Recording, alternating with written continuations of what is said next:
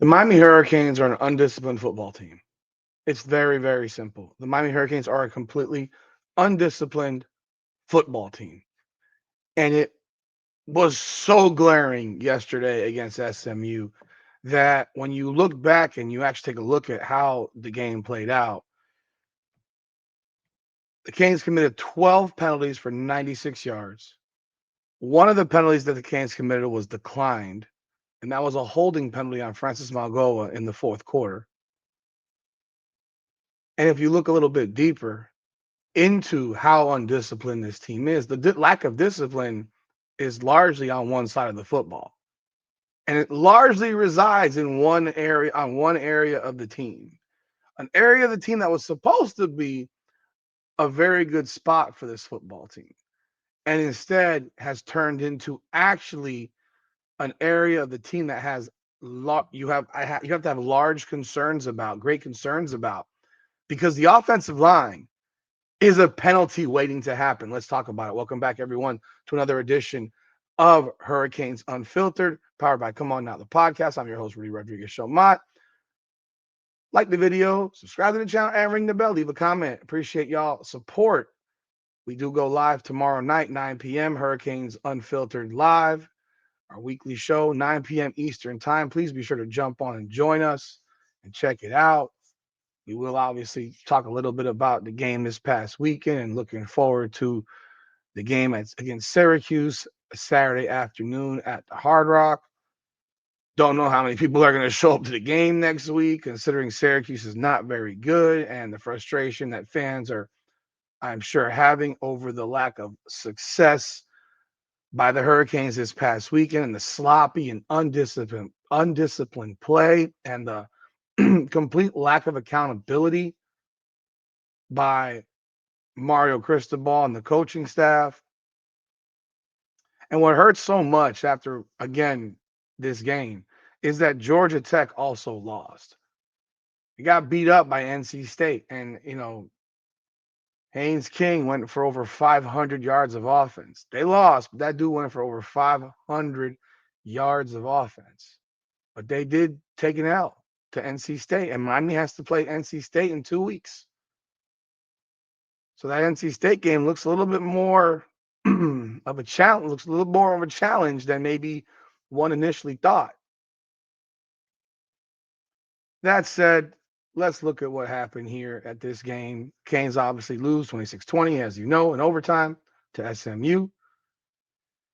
And surprisingly enough, the Canes have only dropped to number 18 in the poll. I'm actually pretty surprised about that. I thought they would drop a lot further in the poll. I said in the video I thought they'd probably drop into the mid 20s, like 23, but that didn't happen. They're ranked number 18, and as crazy as it sounds, and I'm not gonna sit here and get excited about anything, they actually have a chance to still potentially make the playoffs. I mean, it's a very, very slim chance, but you got 4 games left. You have a lot of football that's left to be played. And I'm not being the one who's overly optimistic.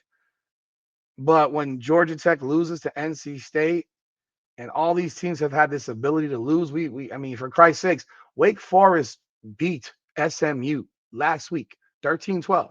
And Wake Forest got drummed yesterday at Florida State, 42-7. Make it make sense. FSU drummed Wake Forest 42-7. FSU drummed Wake Forest 42-7. It was an absolute wipeout. So the ACC leaves a lot of openings. Now, I don't think Virginia's going to lose. I really don't. I think they're pretty much safe. But I don't know what happens with the rest of the conference. So we'll see. We'll see.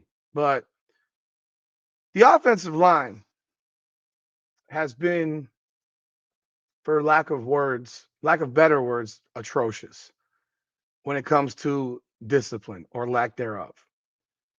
Pass blocking wise, they're on point. They are very, very good. You watch them. Carson Beck had a clean jersey in terms of, besides when he when he would run the ball and slide, he doesn't get put down. Like, he's not really touched. And but he has time to throw. In fact, he has a lot of time to throw. And when it comes down to it, The problem at the end of the day still remains that the offensive line can't stop from committing stupid pre-snap penalties, can't stop from committing stupid holding penalties. I mean, you go down the list. Every single one of the starters had committed a penalty before halftime. Every single starting offensive lineman had committed a penalty before the end of the first half. That's pathetic. It's pathetic. And your head coach is an offensive lineman.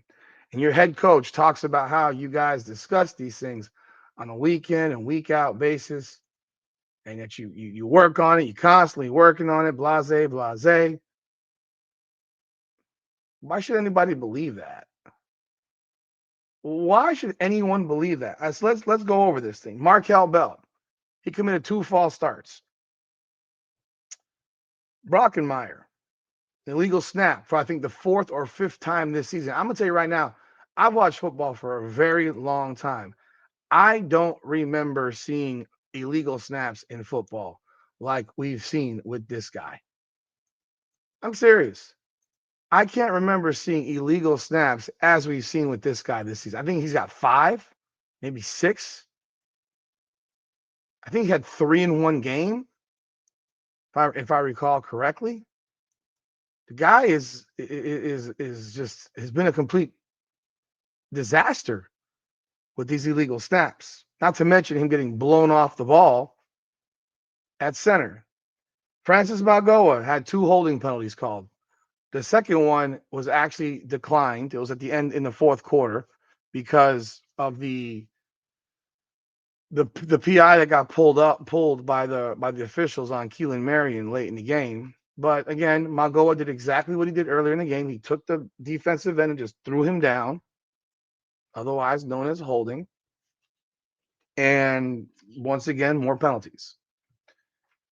Inez Cooper, who did a lot of talking, who I kind of liked early on, man. But man, he is a frustrating cat to watch because this guy, 2 more penalties, holding and a false start. He had a lot to say about Cormani McClain back in that Florida game.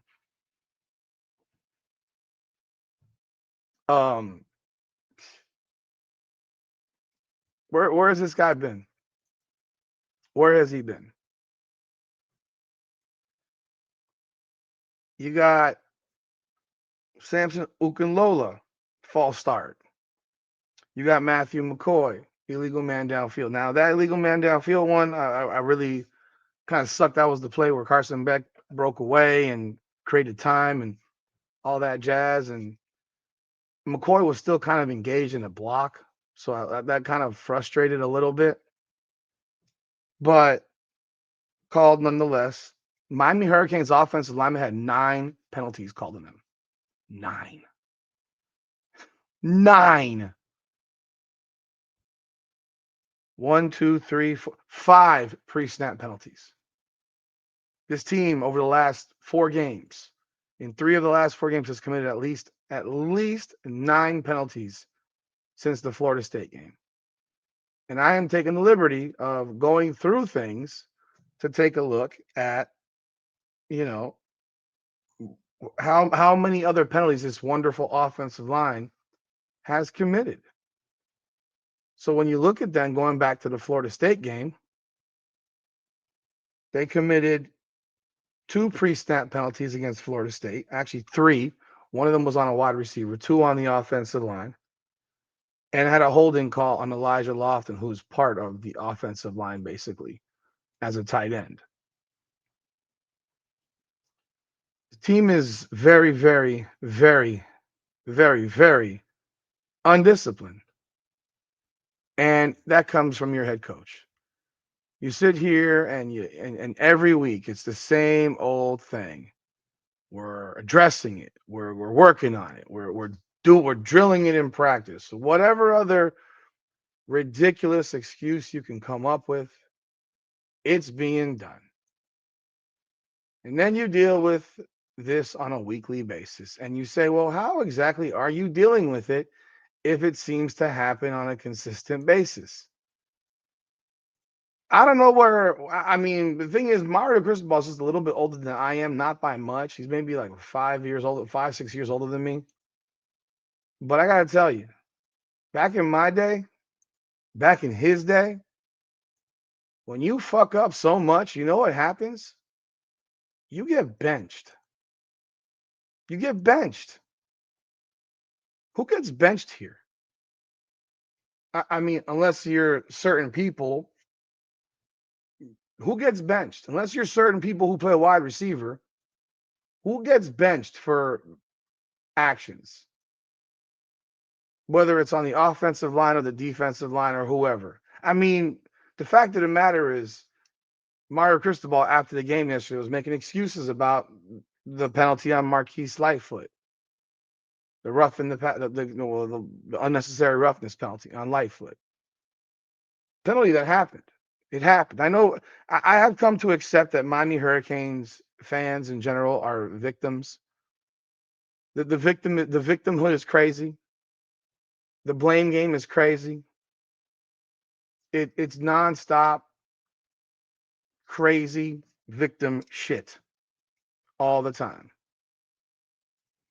And I don't know where it comes from,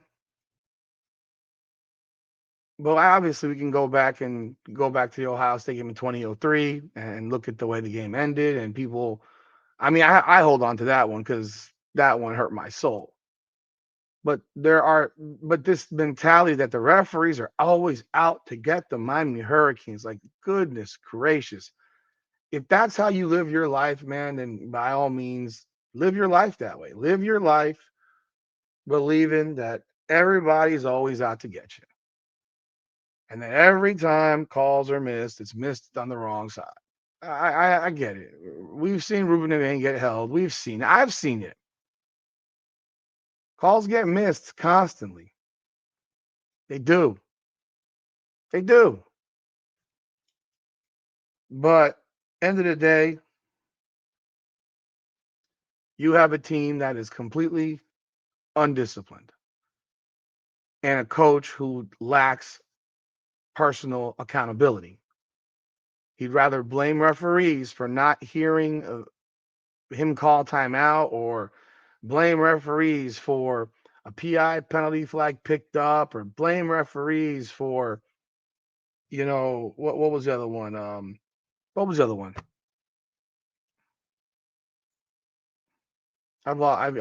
There's so many. Oh, the Lightfoot thing, where he basically says, "Oh, Lightfoot's just playing football," where everyone else pulled up. Everyone else pulled up. I don't want to hear it. There's a certain mentality where people think they can get away with certain things, and they try to push the line and push the envelope, and it just doesn't work that way. It just doesn't work that way. You're gonna get flagged, and he got flagged. I mean, do I like the call? No, I don't. But do I understand the rules that exist in college football today? Yeah. That's going to get called pretty much all the time. Whistle blew, whistle blew. It didn't just blow once, it blew multiple times. And Lightfoot continued to go at the quarterback and he hit the quarterback. Now, you could say, oh, he didn't drop him to the ground once he realized that he held him. Damage is done, bro. You play football, dude. You know the rules of the game. You know the rules of the game. And it's just tiresome. It's just tiresome to listen to the excuse making of the coach. I mean, if you're a parent, most kids, if you're a parent, how do most kids carry themselves? They carry themselves in the light in which their parents carry themselves. I'm sure most people would agree. Most kids who act a fool have parents who act a fool. Most kids who are loud and obnoxious have parents who are loud and obnoxious. Behaviors are learned. And behaviors of this team are learned from their head coach, who is absolving them of any personal responsibility when they commit a penalty. I know it sounds foreign to some people, It may sound foreign, but when you sit here and you make an excuse for your defensive end hitting the quarterback late after a dead ball when everybody heard it. But on top of that, it's your fault it happened, Mario, because you called that timeout unnecessarily and way late.